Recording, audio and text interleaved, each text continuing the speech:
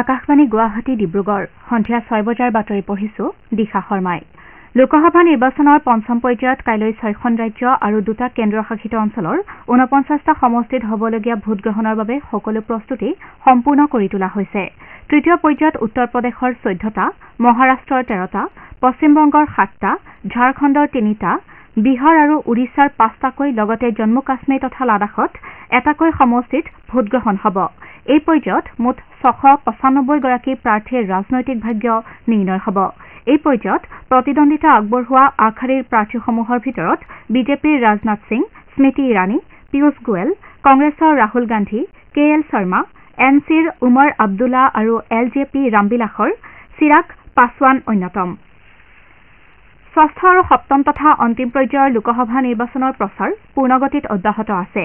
জ্যেষ্ঠ বিজেপি নেতা তথা প্ৰধানমন্ত্ৰী নৰেন্দ্ৰ মোদীয়ে আজি ঝাৰখণ্ডৰ জামছেদপুৰত দলৰ প্ৰাৰ্থী বিদ্যুৎ বৰণ মাহাতুৰ হৈ প্ৰচাৰ চলায় এইবাৰৰ লোকসভা নিৰ্বাচনে দেশৰ বৰ্তমান আৰু ভৱিষ্যত শক্তিশালী কৰি তুলিব বুলি শ্ৰীমোদীয়ে দাবী কৰে তেওঁ দেশৰ উন্নয়নৰ বাবে ব্যৱসায়ীসকল অতিকে গুৰুত্বপূৰ্ণ বুলিও মন্তব্য কৰে এই প্ৰসংগত কংগ্ৰেছক তীব্ৰ সমালোচনা কৰি শ্ৰীমোদীয়ে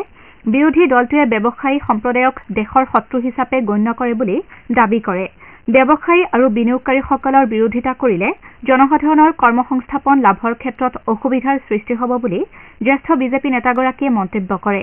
শ্ৰীমোদীয়ে বৰ্তমানৰ নিৰ্বাচনৰ প্ৰসংগত অৰ্থনীতি যুৱ প্ৰজন্মৰ বাবে নতুন সুযোগ কৃষি ক্ষুদ্ৰ আৰু মজলীয়া উদ্যোগক লৈ হোৱা আলোচনাসমূহৰ বিৰোধিতা কৰাৰ বাবে কংগ্ৰেছ আৰু জেএমএমএনক তীব্ৰ সমালোচনা কৰে ঝাৰখণ্ডৰ জামছেদপুৰত অনুষ্ঠিত নিৰ্বাচনী সমাৱেশৰ পাছত শ্ৰীমোদী পশ্চিমবংগলৈ ৰাওনা হয় ৰাজ্যখনৰ পুৰুলিয়া আৰু বিষ্ণুপুৰত দুখন নিৰ্বাচনী সভাত অংশগ্ৰহণ কৰাৰ পাছত বিজেপি নেতাজনে মেদিনীপুৰত অন্য এটা নিৰ্বাচনী কাৰ্যসূচীত অংশগ্ৰহণ কৰে উল্লেখযোগ্য যে আজি সন্ধিয়া নিৰ্বাচনী ভ্ৰমণসূচীৰে শ্ৰীমোদী ভুৱনেশ্বৰত উপস্থিত হ'ব কাইলৈ পুৰীত তেওঁ এটা নিৰ্বাচনী ৰোড শ্বত অংশগ্ৰহণ কৰিব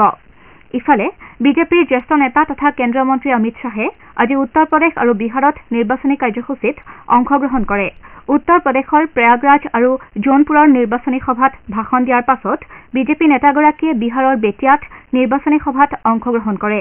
ইফালে ষষ্ঠ আৰু সপ্তম পৰ্যায়ৰ ভোটগ্ৰহণৰ পূৰ্বে কংগ্ৰেছ নেতা মল্লিকাৰ্জুন খৰ্গে কংগ্ৰেছৰ পঞ্চমুখী ন্যায় আৰু 25টা প্ৰতিশ্ৰুতিৰ বিষয়ে জনসাধাৰণক অৱগত কৰে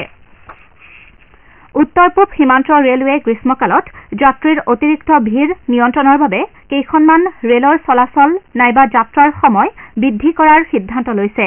এই অনুসৰি গুৱাহাটীৰ পৰা বেংগালুৰু অভিমুখী প্ৰতি বুধবাৰে পুৱা 6 বজাত গুৱাহাটীৰ পৰা যাত্ৰা কৰি শুকুৰবাৰে দিনৰ 10 বজাত বেংগালুৰুত উপস্থিত হোৱা বিশেষ ৰেলখন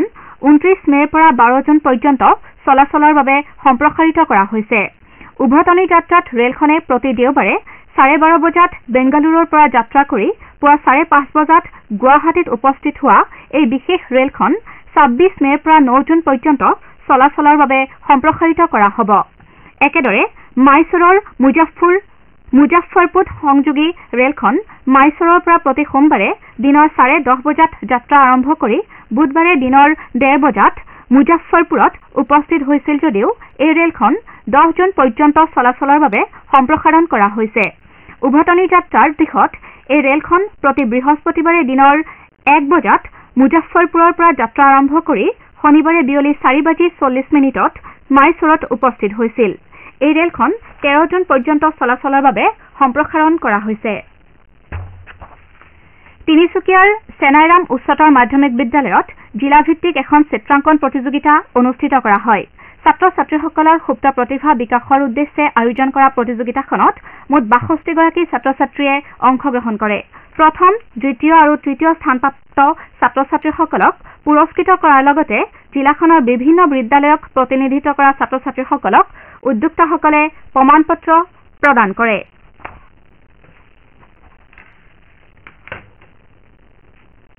এতিয়াৰ বাতৰি ইমানতেই অন্ত পৰিল